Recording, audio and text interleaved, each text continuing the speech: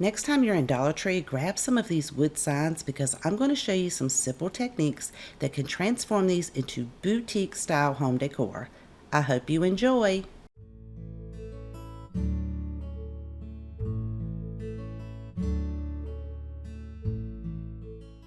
If you love farmhouse style decor, you're going to love this first project. We're going to start off by applying some antique wax around the edges of this wood sign, leaving the center blank. Once I have one coat on there, I will come back with a wet wipe to remove the excess and blend that in. You'll set it to the side and allow it time enough to completely dry. Using some 1.5-inch painter's tape, I'm going to apply this to the top of the sign on all four sides, making sure that it is flush to the very edge. Once I have that last piece on there, I can then go back and wrap around the tape to the back of the sign and make sure that all of the tape is pushed down in the center portion because we don't want any bleed through when we apply our paint. I will be using a beautiful earthy moss green paint, but you can paint yours whatever color you like. To help prevent the paint from bleeding underneath the painter's tape, I'm going to apply the paint from the tape working inwards, all the way around all of the tape. Then I can paint the center. Because I chose this darker color, it only took one coat.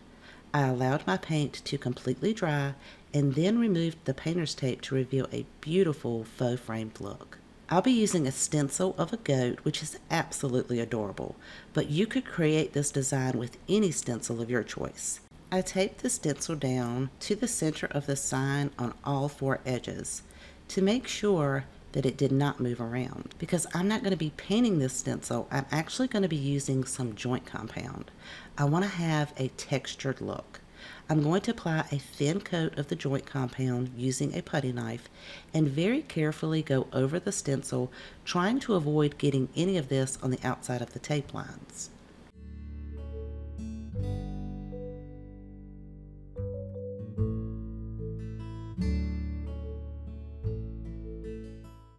Once the stencil is fully covered, I'm going to take my putty knife, tilt it at an angle, and remove the excess joint compound. Once finished, I can very carefully remove the tape from the stencil and lift this straight up while the joint compound is still wet, and set that to the side, allowing time enough for it to set up. Then I can reattach the twine hanger that came with the sign and display my beautiful artwork that resembles the trendy, expensive plaster art.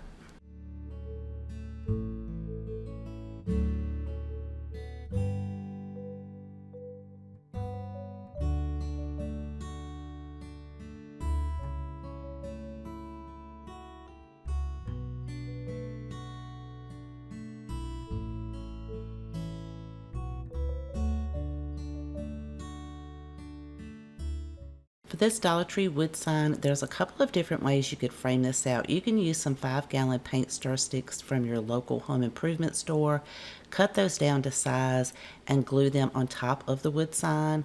Or you could even use Dollar Tree's wood planks. They are exactly 12 inches, so they would fit at the top and the bottom, and then you would only cut the sides down.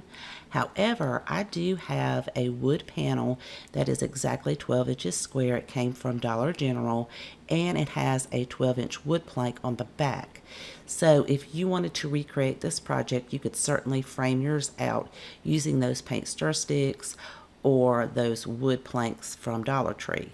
However, I like to repurpose things around here, so I'm going to deconstruct this previous DIY by removing that wallpaper from the center, and I'm also using 2 square wooden dowels, and you can find this in a pack at Walmart. I am going to apply a coat of antique wax to both of those dowels and then wipe them down with a wet wipe.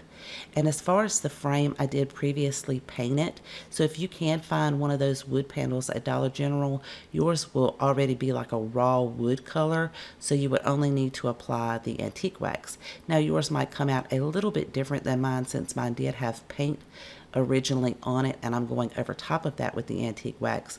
But I did go around all of the outside edges, the inside edges, and the top, and then blended that in and removed the excess with a wet wipe. set it to the side, and allow it time to completely set up. And I absolutely love how it came out. Even though I had already previously painted it, it does look like some beautiful wood grain. Now I'm going to apply an even layer of Mod Podge, making sure that I go all the way to the edges. It's very important you get it to the edges because when we apply our paper there, we want to make sure that it adheres to the wood plank. So once I have that even layer on there, I'm going to let that completely dry. Now you can use whatever artwork or printable that you want to use. I am using one from my Etsy shop. It's from my Botanical greenery bundle, and I've already split it in two since I know that one sheet would not fill the entire wood panel. So I just split the image in two, and I'm going to trim that down to size so that it will fit within the wood panel. Now for the top piece, because I really didn't have anything to go by to cut a straight line, I am going to measure that, make a mark so that I can make sure my line is as straight as possible. And once I have that cut down, I can then place these two pieces of paper inside of the wood panel. Now I did use textured paper just to give it a little bit more dimension. Now I could take a piece of parchment paper, set that over top of it, using my little mini iron on 365 degrees. I'm going to go over this so that it will heat up that Mod Podge and adhere the paper to my wood panel, making sure to get all of the corners and the edges as well. Then you'll allow that time enough to cool down, and we're going to mark the center at the bottom as well as at the top. Then we can measure and cut down that square wooden dowel.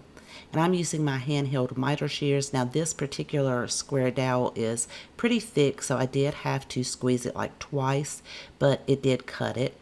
Then I'm going to attach mine using some super glue, but you could use hot glue, whatever you like.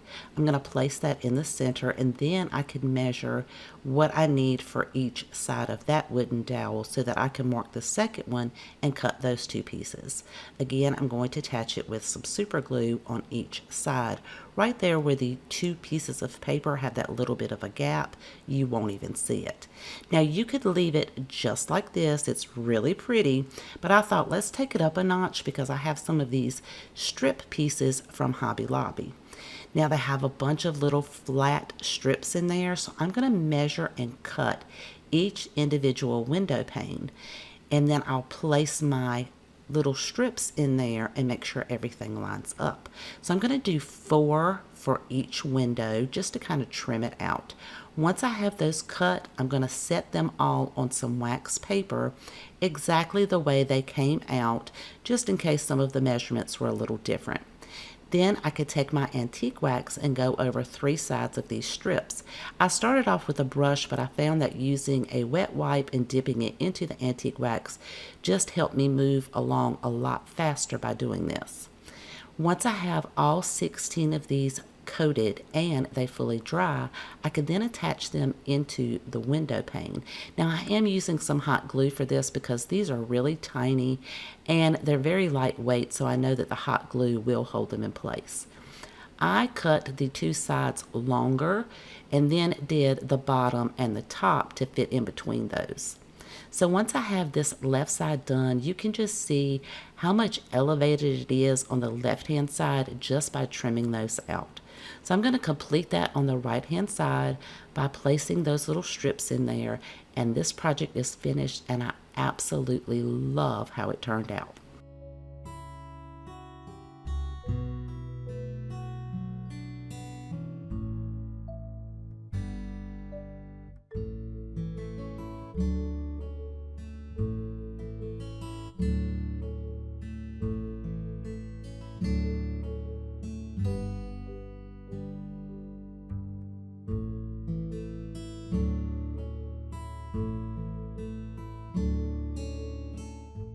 For this Dollar Tree wood sign, I am going to start off by painting the top 1 coat of a white acrylic paint, and I'm also going to make sure that I paint the outside edges.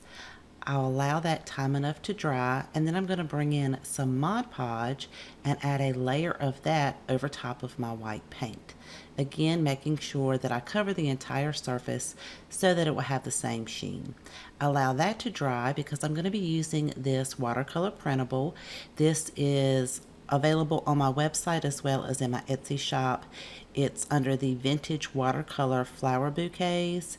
And I am going to just cut a design around this bouquet. So it's going to look something like this when I'm finished. And then I'm going to place that on the center of my sign where the Mod Podge is now dry. Add a piece of parchment paper and just gently go over that with my mini iron. I like to start in the center and work my way out to the edge. Then I can remove that parchment paper and allow it time enough to cool down so that I can add another layer of Mod Podge over top of the printable to protect it and keep any of the ink from fading later on. Allow that time enough to dry, and then I'm going to mix two different colors together. I have a light gray and a beautiful like Calypso sky blue. I'm going to start off by adding a little bit of blue in there, and then I do end up adding a little bit more until I get a color that I want. You'll need a paper towel and a dry, clean paintbrush.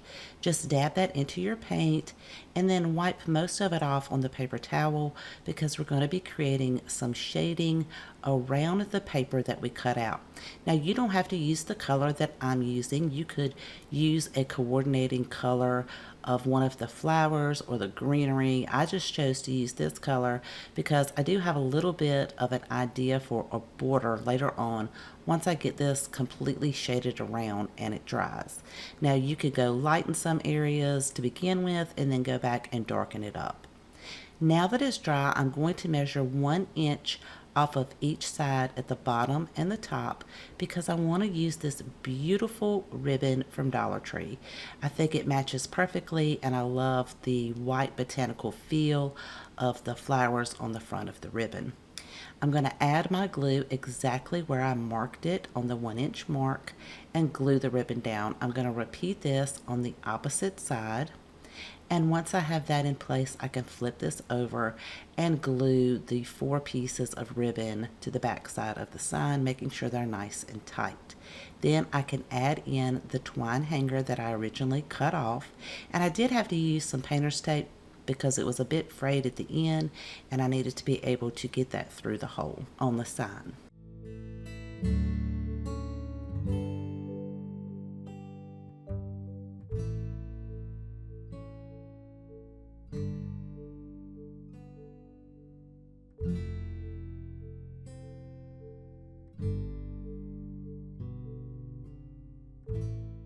Another great item that you could use to frame in this wood sign is one of the wooden garden stakes from Dollar General. They're only $1 and you would only need 2 of these to glue to the top to create a gorgeous frame. But I do have an extra wood panel since I made 2 of those previously, and I'm going to repurpose this one. I didn't use my hairdryer to remove the wallpaper from the inside, so it did leave a significant amount of paper behind, but that's okay. I'm going to cover that up. I am going over the frame with some antique wax and then either use a wet wipe or a dry paper towel, depending on how much your frame is soaking up the antique wax, to remove the excess and blend that out. Once it has thoroughly dried, I'm going to take some Mod Podge and add a very thick, even layer because what I'm going to cover this up with is fairly thick. So you just want to make sure you spread that all the way to the edges, and then I'm going to let mine dry. I'm using this gorgeous thick scrapbook paper from Hobby Lobby. Now I do need to cut it down to fit within the inside panel, and that is 10.5 inches square. You could definitely use a heavy duty paper cutter for this, but all I have is like my Cricut cutter and it will not cut this paper, it just kind of shreds it. So once I have that where it will fit within my wood panel, I'm going to apply a piece of parchment paper over top of it and then iron it on. This is my favorite method. It really does keep it from having any kind of wrinkles or air bubbles. I'll be using some white flowers from Dollar Tree as well as one of the large bird's nests from Hobby Lobby. You can get this in a pack of two. I did flatten mine out, just kind of pressing it down so it wouldn't stick up so high. Then I'm going to take those flowers and overlap them, and using some floral wire I can attach those together by wrapping all of the stems and twisting the floral wire. Once I have as many laid out on that side as I want, when I get to the other end, I'm just going to switch them and have them going in an opposite direction. So it's kind of going to look like a backwards L. Then I'll go back, make sure I trim all of my floral wire off and tuck that down. Then we're going to sit this on the side and we're going to place some hot glue underneath in various different spots to make sure that it stays in place. Then I can hot glue the nest right in the center. I also have these brown speckled eggs from Hobby Lobby, and I'm going to use 3 of those and hot glue those inside of the nest. Then I could take some baby's breath from Dollar Tree, and I'm going to add that in around the nest between the flowers just to kind of soften everything up. And once I have those clusters in place, I did decide to add a few more of those white flowers at the top, tucking them in underneath the previous ones that I glued down.